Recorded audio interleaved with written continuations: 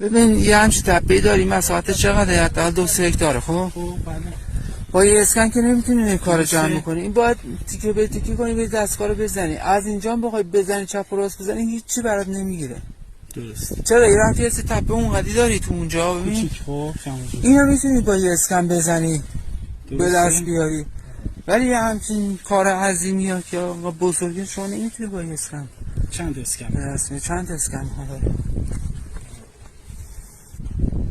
اگه بخوام اونجا بزرگ باشه از اینجا تو این وسط یه دونه شو بگیری، از اینجا تو اون ور یکیشو بگیری اینجا بگیریم. درسته؟ آره حتی با 2 تا یا 3 تاش بکنی میتونی بزنی. 2 تاشو.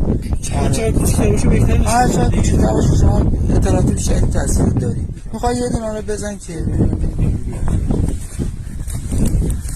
مهندس بیا. حالا بیا اینجوری یه دونه آزمایشی بزن اصلا بیا ببینیم مهندس اینا.